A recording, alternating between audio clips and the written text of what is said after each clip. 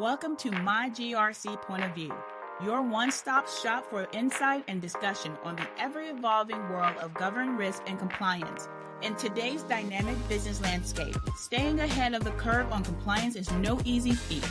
This podcast is designed for GRC professionals like you, regardless of your industry. Here, I'll dive into the intricacies of governance, risk, and compliance, unpacking the complex regulations and translating them into actionable strategies. I'll bring in industry experts, compliance thought leaders, and practitioners to share their knowledge and experiences. So whether you're a seasoned compliance veteran or just starting out, My GRC Point of View is your chance to gain valuable insight, ask questions, and share your perspective. So join me on this journey as we navigate the ever-changing regulatory landscape, one GRC principle at a time.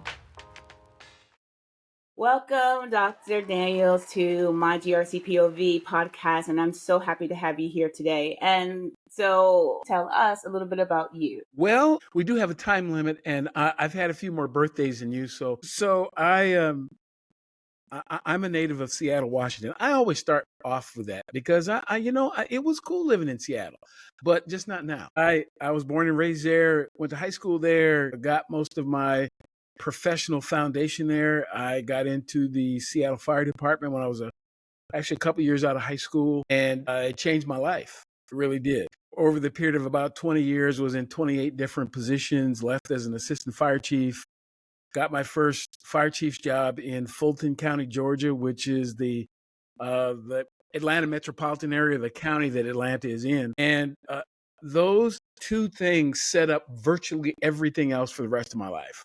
Love it. Because I had never really been in charge of anything. Even coming up through Seattle, I was kind of a part of something, but wasn't really the person in charge. Yeah. And I got my opportunity to be in charge, and I enjoyed it. I really did. I actually have been a fire chief 4 times in 3 places, in 3 states.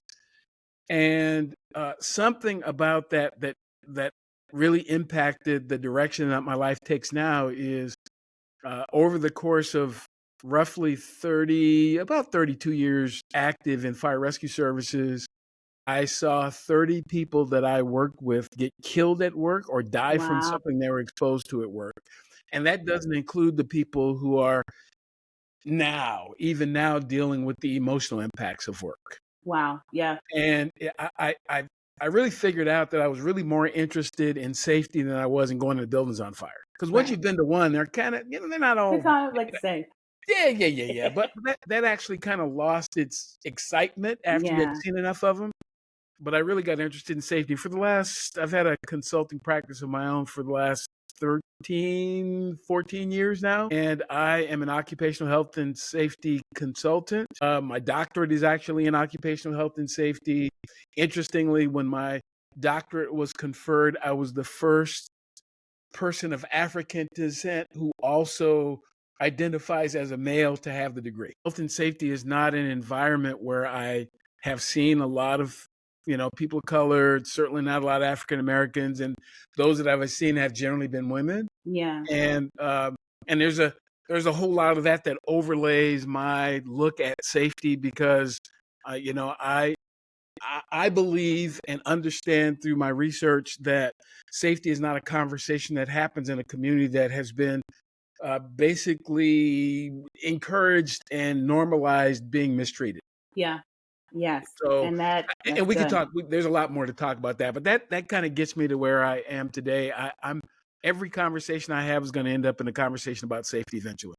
And I think that's the important thing. And that's why I wanted you on today with my community, is to talk about a unique space of psychological health, occupational health, and safety. And it's such a unique niche in the risk compliance space because it's not often talked about or considered as, I wouldn't say bells and whistles, but if we're talking about my expertise in GRC is cybersecurity, everyone knows about that, but no one's speaking about the workplace and the safety and unless you've already just mentioned the mental health and the trauma that you may experience if you've been injured or in a workplace environment, or if you've been injured, period, like any trauma that you experience, leaves a scar, or It does. rupture. And so let's It talk does. about a little bit about, you shared a little bit about your early experience that shaped your passion for occupational health, right? But how did you kind of shift to the psychological side of that? Because I think you have a book that I, is coming out. yeah, yeah, I do. So when I became a firefighter, the city of Seattle did an outstanding job Hmm. training me on how to deal with the physical risk associated with being a firefighter. I mean, we just most of the training, as a matter of fact, was focused on how you fight fires and how you Hmm. deal with chemicals and all that stuff. What they didn't do as good of a job on is talking to us about the emotional impact of the job. Hmm. And it's because many of them didn't, that's not something they were good at. Consider, yeah. They didn't consider it. And it was all about the physical part. So in all of those years, I saw all those other people get killed, and I never got physically hurt, not a single solitary time. Not once. Wow. Didn't Yeah. sprain a muscle, none of that kind of stuff. And I was, again, in some of the same situations, exposed to the same hazards, Hmm. but I did have some psychological injuries. And they matter of fact, multiple ones. Yeah. I can, and I the stories kind of flood back when I talk about it. I'd been on the job for about 6 months, and was riding on the back of a fire truck, and we went to an incident where in Seattle, a lot of people don't have central air because it doesn't get really hot all that Done. Yeah, often. sure. So in the summertime, people just open their windows up and let the air blow through. And on this particular day, um, this family lived in a 4-story building. They had an 18-month-old. The window was up. The 18-month-old got to the window and ended up falling out of the window 4 stories to the concrete. So we show up, and there's this 18-month-old baby that we have to stabilize, scoop up, put in the back of a paramedic unit, and send them up to the hospital. And I actually went to the hospital the next day. Wow. I probably shouldn't have done that, Mm. because I felt so. Because at the Yeah. time, my second daughter was probably she would have been about a year old. Wow. So I related Related to to this. that. Yeah. Yeah, and she was just getting around walking, and guess where I lived? On the 3rd story of an apartment building, and so Wow. So that's compounding. I moved within about 6 months Wow. Yeah. because I found myself being really gates, and so Yeah. that affected me, and I didn't think about that till years later. I The thing that caused me to really focus on it, though, was my own experience of the psychosocial harm that I was exposed to, not by doing the job, but by the environment that I worked in. My last fire chief job was really difficult. It really was. My last permanent fire chief's job, I would say. I had an interim job Yeah. Sure. that actually went really well. It Yeah. had a little bit of a hitch at the end, but Right. it actually went really well. It was with a good group of people and all that type of stuff. But that last, full-time fire chief job, it was horrible. First of all, I was the first Black person they'd ever hired, and sometimes felt like I was the only Black person they'd ever met. I found out they were involved in federal tax evasion, Oh my and goodness. and I'm not saying they did it intentionally, because I don't Yeah. think they did. I think Yeah. they just didn't know what they were doing. They kind of Understood stumbled the into process. it. Yeah. But then, okay, and here comes the compliance thing. Then when I start going, well, we can't do that, they kind of turn on me and go like, well, it's always worked before. I go like, well, Exactly. no, it's Yeah. not going to work now. And one of the issues for me is I felt, well, the guy who was here before will get away with it, but I'm a Black Hmm. guy and Yeah. I'm not going to be able to get away with it. That's how I felt. Yeah. Whether that's real or imagined, I don't know, but that's what was going through my head. I Sure. thought I would go to prison if I didn't fix it. I Yeah. did, but then there was a group of people kind of turned on me because of that. They made my life really miserable for a while. Wow. Yeah. And I think what's important is when you highlighting that, because that's one of the pressures of being in risk and compliance, right? Is That that we really cannot miss. It's part of our job, it's part of our duty, and we have a moral ethic that is the root of us, our foundation. Like we need to do it the right way, not only because of it's the right thing to do, it's going to protect others, and it is the right thing to do. And oftentimes we kind of yes, compromise, yes, yes, based on either the situation or the goal, right? Like the goal is, oh, if we do it this way, if we can get there done faster and it's going to be more money.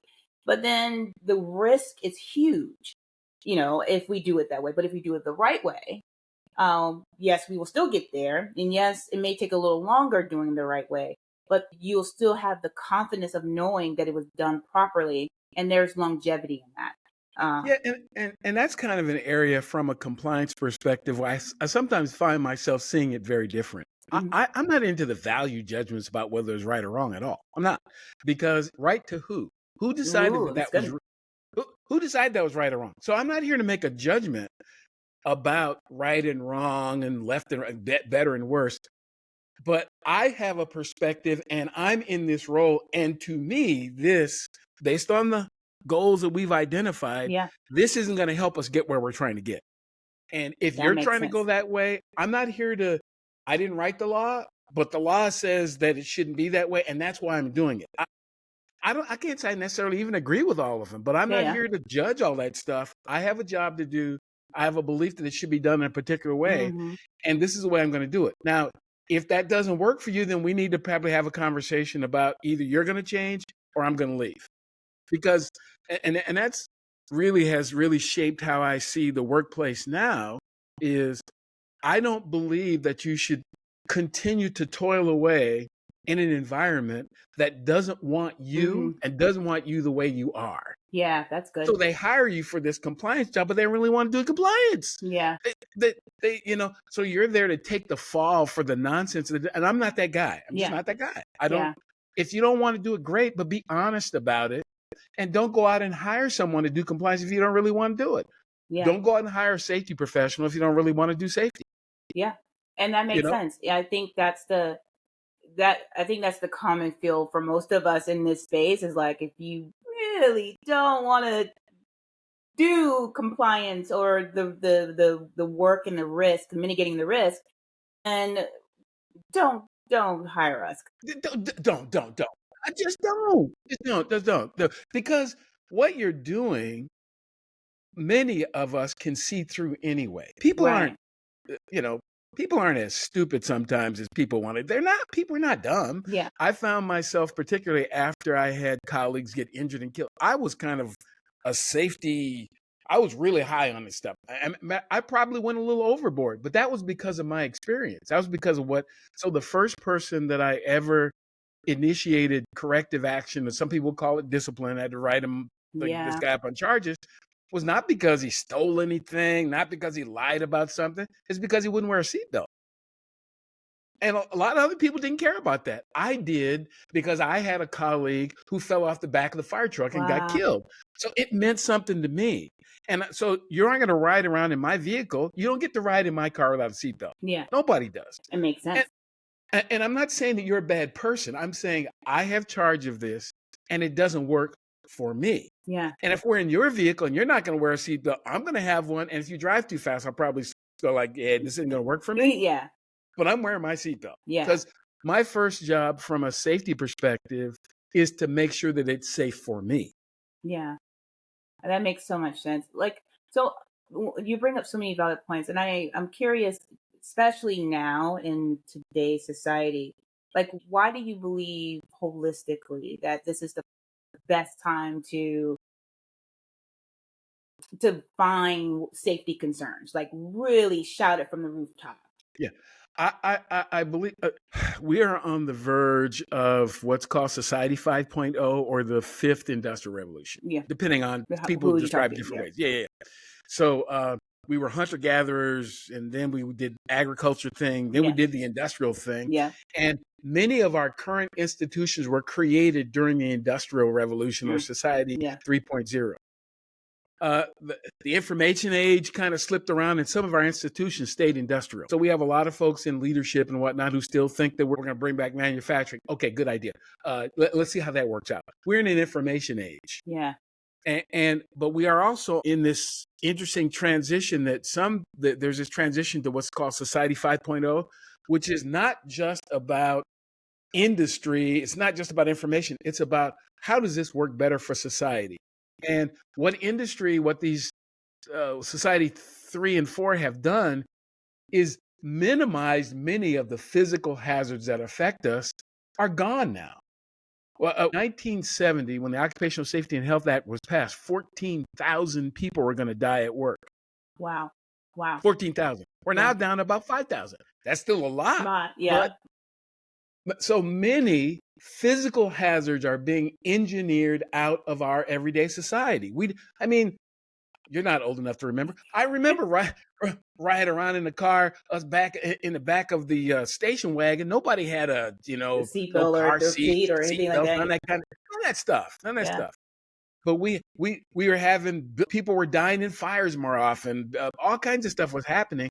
We were a more violent society back in the 1800s than we are now. Yeah. Because people will walk out in the street and just shoot each other. Yeah. So as much as we see the mass shootings and all that type of thing, the only thing that's different now is we hear about it quicker. Yeah. Most of these things have been going on. So to your question, we are entering an age, I believe, that we will eliminate a good percentage of the physical hazards that affect us. A lot of the chemical hazards, we're getting better. Yeah. But I don't know that in my lifetime or my grandkids' lifetime, or maybe not ever, will we eliminate the psychosocial harm that exists in our environment, because it's not just about the physical stuff.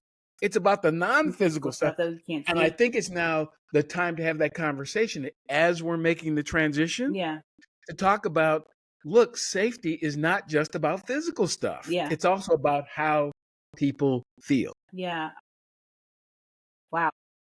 Makes so much sense now, having the conversation and thinking about, I can't even say escalation of mass shootings, because obviously they've been taking place for many, many, many years. But to your point, we're now hearing about it. And so there's been a focused effort towards having, shooter drills and, in your work environment and all of those things. So to that point, what are some of the common psychological hazards that you see in the workplace today that often go unaddressed? This is again, like I said, I sometimes take a kind of a unique approach to a lot of these safety related issues. I believe it's important for us to simply make a decision about what risk we're going to expose each other to and just deal with it. Yeah. Just deal with it. Number of people that get shot and killed in the United States is a direct result of how we feel about weaponry in the U.S. Yeah. I'm not here to say all those people are wrong. Yeah. I'm not here to say that at all. Yeah. Some people think that everybody should have a gun. Some people think nobody should have one.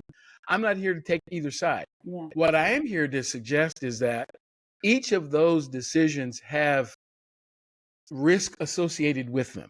And so what are we going to do as a society? So if we want everybody to have a gun, then, if we're going to let them be everywhere, then, it is predictable that some people are going to use them. Yeah.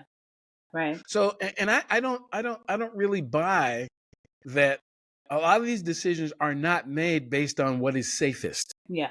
They aren't. They're made based on what people want to do. Yeah.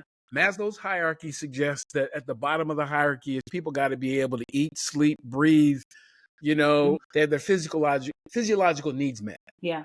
The next step up is safety. We skip over that to talk about all kinds of other stuff. Definitely. How people belong, what do they enjoy, what do they like. And all. Let's stay on that second tier. Yeah. Is it safe for us? Because if it is not safe, none of the other stuff matters. Because I'm okay with people having a weapon or not. I'm just not okay me being harmed by it. Yeah. That's all. And I'm concerned about me. I'm concerned about you can have one, but I don't want to be harmed by it. I want to be able to make my own decision about the risk that I take. Yeah. And I think that applies in every environment. So if we're going to be in a functioning society, we need to have conversation about the harm associated with the things that we do around each other. And when you're by yourself, and I don't have to pay for it, I don't have to experience any of it, you do whatever you want. Yep. But the thing is, and when we start talking about the business or the organizational environment, we're all here to make money. We're all here to build products. I was in the public sector. We're here to provide service to the public. We are all together, so we have to work together on that. You can't just do whatever you want, and I can't do whatever I want either. We have to decide what we're going to do. Yeah. And again, that's why gets back to the earlier question about, as we are making this transition to think more about us as human beings, Yeah. we should be having conversations about what is the hazard? Mm-hmm. How vulnerable am I to that hazard? What is the risk associated with my vulnerability? And then what kind of harm will potentially befall me if I don't deal with the other things? Yeah. Let's just have a conversation about that. Yeah. That's good. And to your point, we are not asking the right questions, but that's what we ask. We're as government risk and compliance professionals, we ask those questions. We are We the ask the the question. mouthpiece, the conscious of that questions Yes. like, well, what is it? Why do we need it? What are the risks? How do we mitigate those risks?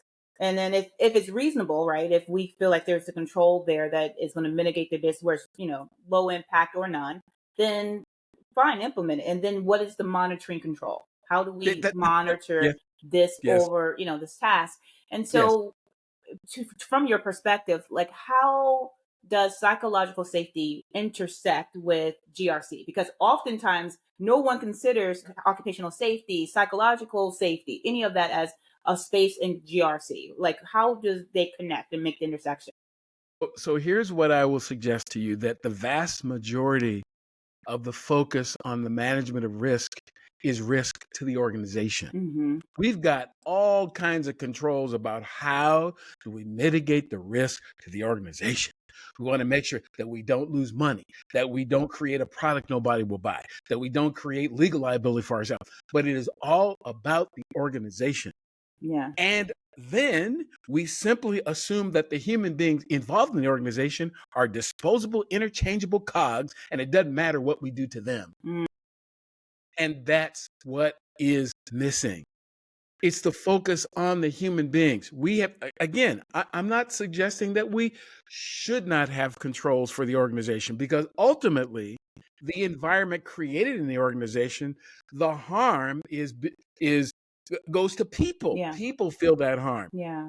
A financial loss is a form of a psychosocial hazard. It's not nothing physical. Nobody got their arm broken, but I lost my job. Wow. I Yeah. lost my contract. I lost the ability to be able to.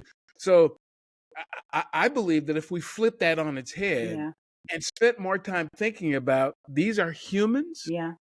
in this sociological thing we call a business, or we call it a group, or whatever.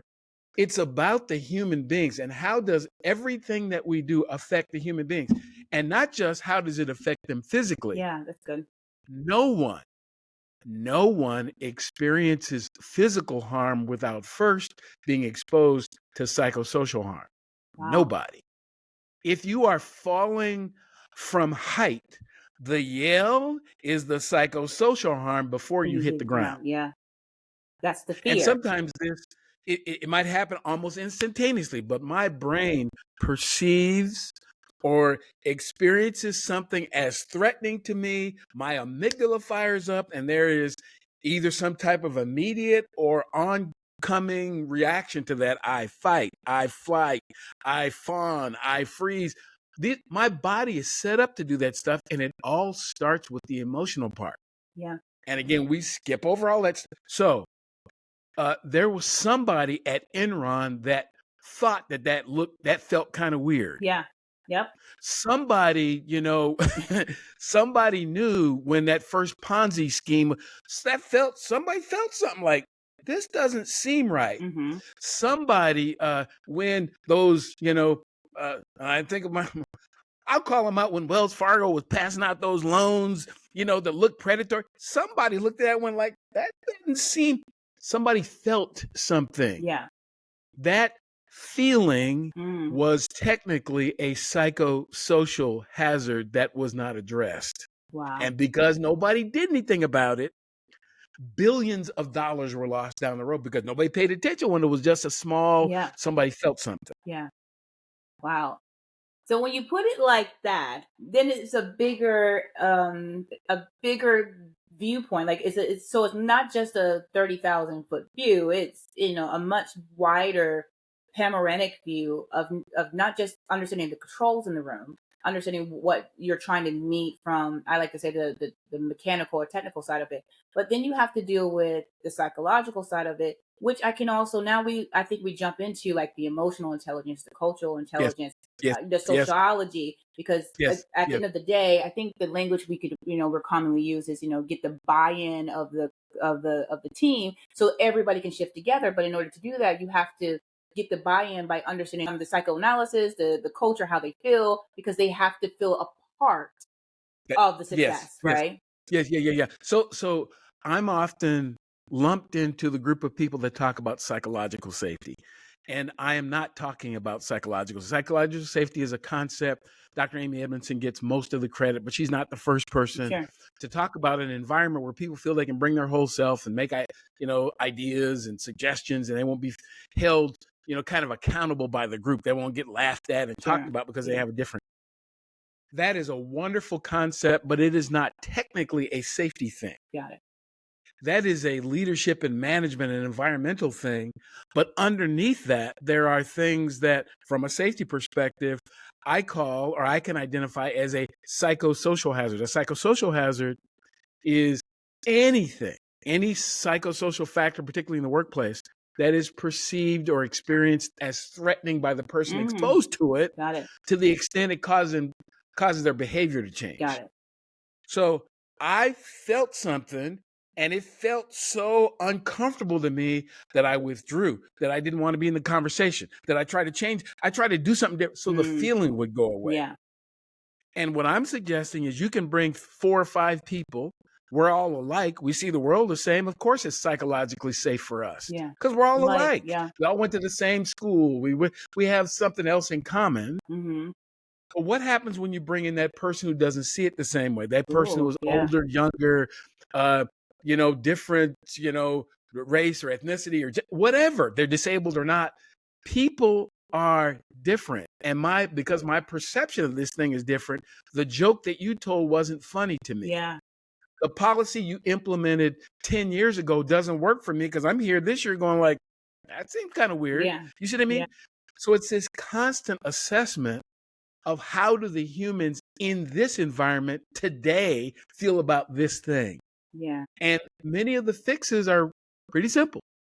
Yeah. That doesn't seem right to me. Let's talk that through. Oh, I get it now. Or, oh, we didn't really intend it to be that way. You see what I mean? Got It's it. not complicated. It is simply caring that Monica has a concern about this thing we've been doing for the last 30 years. It doesn't work for her, but we hired her. Yeah. We hired her because of her knowledge, skill, and ability to do something. And if this doesn't work for her, we should at least make the attempt to try to see how we can do this in such a way that doesn't threaten her. Yeah. I mean, that's such a good point. And again, bringing that different perspective to this space is like, wait, how do we identifying the risk or the threat to an individual? That's another form of compliance that we will need to address, right? That's exactly Yeah. right. Exactly right. Because again, if it doesn't work for one person, it might not work for 1,000 others. It may only be that person. I get that. Yeah. But it's like people don't have the courage to, maybe this doesn't work for you. Yeah. Because psychosocial hazards come from 3 sources: the work, how it's designed, and the people we work with. And sometimes it is that person. That person shouldn't be doing this kind of work. So why do we hire him then? That says something about our selection process. I wanted to be an astronaut when I was a kid. Until I figured out they're going to have to be in this like confined space peeing in a bag for a few weeks. I go like, nah, maybe not. Right. Right. But what's the assessment part of that? Yeah. Exactly. Yeah. Yeah. Exactly. So my question then is, as GRC or government risk and compliance professionals, like looking to address this psychosocial risk, what like framework tools should they consider adopting? How do we start down that pathway? Okay, so this is the time for the shameless plug. I love it. So that shameless plug. First of all, recognize you can't be good at everything. You can't. And I think there's too many, conversations. There's a lot of conversations being had about safety, and there aren't safety people in the room. I'm a safety expert. Yeah. It's not a secondary thing. It is the thing that I do. Now, I am not a financial wizard. I manage my own budget and stuff like that. But so why is it that our organizations have chief financial officers? They have chief legal officers. And when it comes down to safety, it's like, oh, I mean, that can just be part of my somebody's job, job yeah, somewhere. So first of all, don't try to, if it feels unsafe, get assistance from people who know how to address safety related things, yeah, period. Just like you would for anything else. makes sense. It's- and don't try to be all things to all people, because that is part of what your stress is about. Yeah, You're not good at that. yeah, You don't know anything about it. Like I said, if I don't know something about it, I need to call somebody. I need to let Monica knows. Let me call her and ask her. Some of this is just about getting advice from people who know more about the particular topic. So that's what I would say is don't try to be all things to all people. I mean, you compliance is about bringing the systems and people into alignment with whatever our guardrails are, yeah, right, and those guardrails are made up out. But that doesn't mean I understand every detail about all of it. So I may need to bring in someone who has a depth of background in cybersecurity or in financial management or what. Don't try to do it all yourself. You don't have to know everything. right. Yeah, that's so good. And I think we're often fall into that trap because the level of pressure is like, you have to know it all because we hired you for that. And again, when you're talking about GRC, there's the combination of understanding compliance, but we're also strategists when it comes to the business side of it, right? That's right. And That's right. in taking in the business principle of you don't have to be everything to everybody. You get the right people in the room. You have the right conversation, just like you're saying. Let's talk about it. If we have identified the risk, and in this case, it's psychosocial. It's the hazard to an individual. That's when you're talking about ethics and the That's culture. exactly right. So again, the reason I wrote this book was there's a lot of conversation about psychosocial risk. Hmm. As a matter of fact, there's an international standard, ISO 45003. Wow. I used that standard as the basis for my book, and also it's a really important element of my Yeah. research. I didn't create it myself, but it's an international standard. It came out right as I was doing my work for my dissertation. And so why reinvent the wheel? So the talk about risk falls short when you don't know what the hazard is. Yeah. And that standard does not define a psychosocial hazard. It lists 88 of them. It talks about the risk from them, but it doesn't really say, I defined it. Makes sense. I defined what a psychosocial hazard is. Now let's talk about here's the hazard. Yeah. Here's the vulnerability to the hazard. Here's how much risk that's associated with it. Now let's talk about mitigation measures. Do Yeah. you see what I mean? So it's starting as far back as possible. What is the hazard? What is the thing that's going to bring us harm here? Yeah, I love it. Like I feel like I could talk to you for hours about this, and just on a personal note, a privileged note, Dr. Daniels is full of so much wisdom, you guys. So if you are absolutely looking just to get some wisdom on how to pursue your career in general, or just leadership, or specifically in occupational health, and as I've learned today, psychosocial hazards, you're amazing. And just the way you give such clarity to specifically not just in the space of risk and management, but the space that you own, and that is Yes. the Yes. psychosocial hazard in safety in this space. So I love it. So here's the thing, though. I read that you were inducted in the National Fire Heritage Center Hall of Legacy Legends and Leaders. First of all, congratulations. Second of all, how amazing is that? Can you tell us or give advice because of your vast experience, your expertise? You have the accolades and the acknowledgments. What advice would you give someone who's in the GRC space, who's a leader, who is a safety professional, who wants to leave a meaningful professional career that says, I want my career to mean something? What would you say to someone that is in this space to say, what should be their focus for the So, longevity or the long road in this? so there are a lot of different theories around, motivation and what gets us going. One theory talks about the difference between an external locus of control Sure. and an internal locus of control. External locus is, you do things based on what's going on around you. Internal locus says you do things based on what's going on inside you. And I think both of them are important, but I honestly believe that the internal locus is most important, particularly for those of us who don't feel like the system was really built to support us anyway. And I don't. I mean, I live in a country that was built for and by cisgender white men. Yeah. Yep. And I'm not saying they're all bad people, Exactly. but that's how the system was built. Exactly. That's how the system was built. And the more that I recognize that, but I'm not a white man. Yep. I'm a man. I'm cisgender, Yep. but I don't have some of the things that are going to make me successful in the system as it's been created. Yeah. So then that means I have to look inside. So how does that connect to leaving a legacy? I'm not trying to leave one. I'm trying to do, first of all, know what's important to me. Good. Know what really matters to me. Know what brings me joy and brings me peace. Yeah. And trying to do that every time I get an opportunity. Now, I've also found that some of the most exciting things that I'm going to be able to accomplish, I can't do them by myself. So from a safety perspective, I need you to be safe because, frankly, if I have a heart attack, I can't do CPR on myself. Exactly. If I'm unconscious, I need you to help. So again, I'm doing it. It is not purely, just I'm doing it. It's a selfish reason. Yeah. If you're safe, I'm safer. Yeah. Yeah. But it goes back to, it's got to be important to me. Yeah. And so whatever field of endeavor people are in, you got to be in it because it makes sense and it works for you. This looking for accolades and all that kind of stuff, you will find yourself being controlled by the accolade. There are people who are in horrible working conditions and toxic organizations because they're looking for the approval of somebody. That's good. And I'm just not looking. I don't mind having it, but my primary driver is this matters to me. This, there's something in me that says this is important.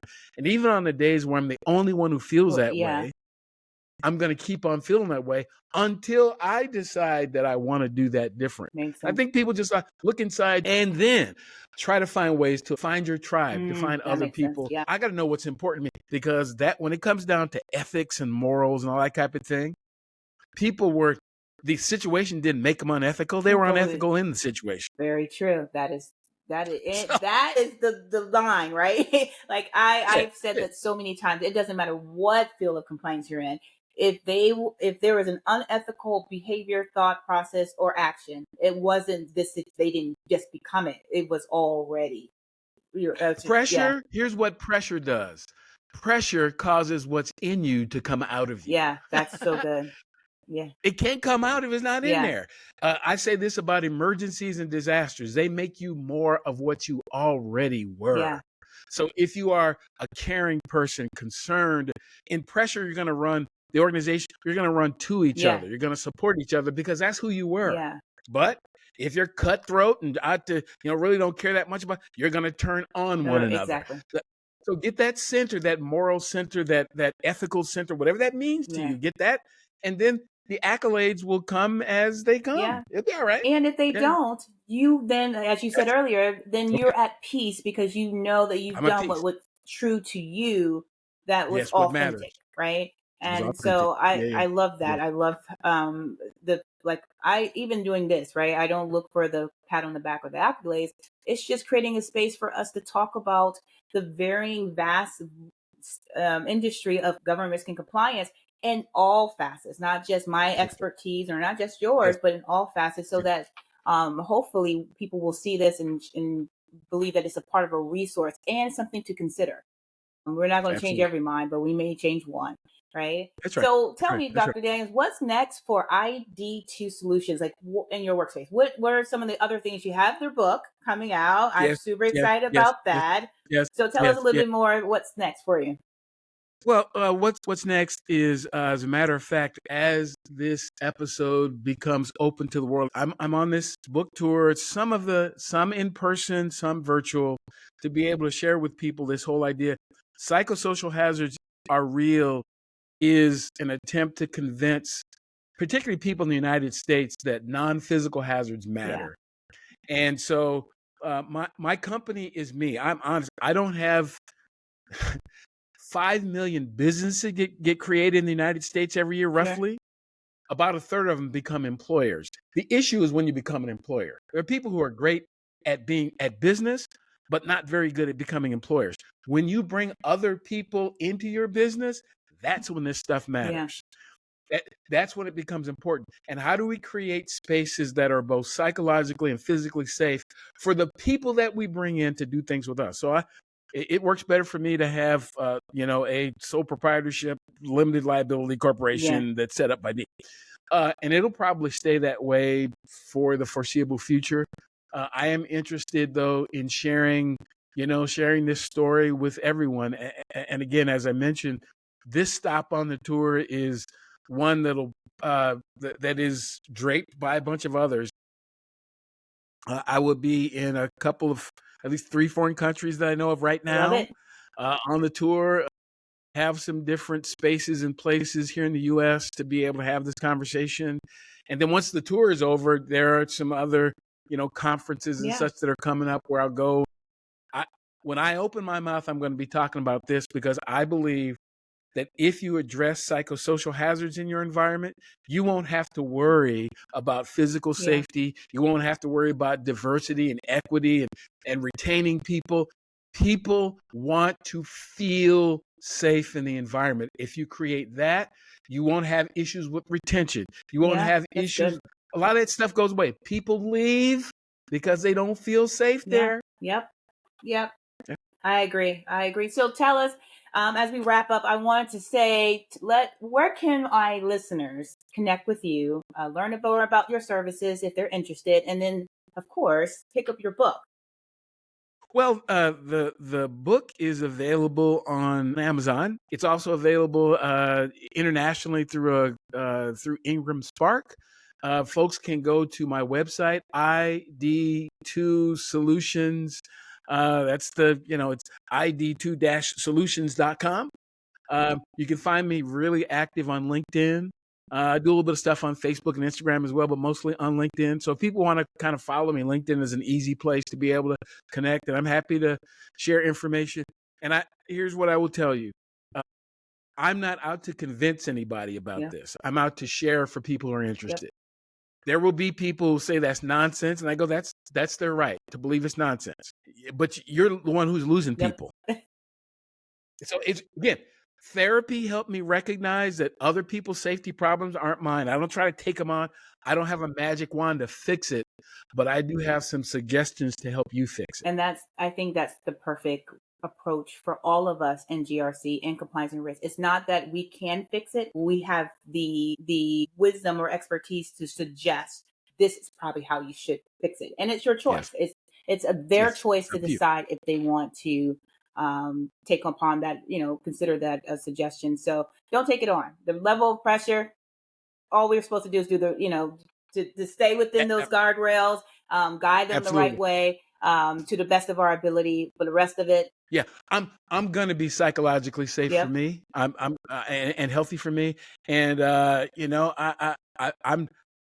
nothing's gonna to eliminate or remove my peace and joy.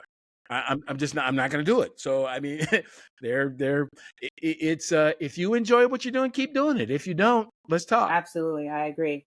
So Dr. Daniels, thank you so much for joining me on My GRC.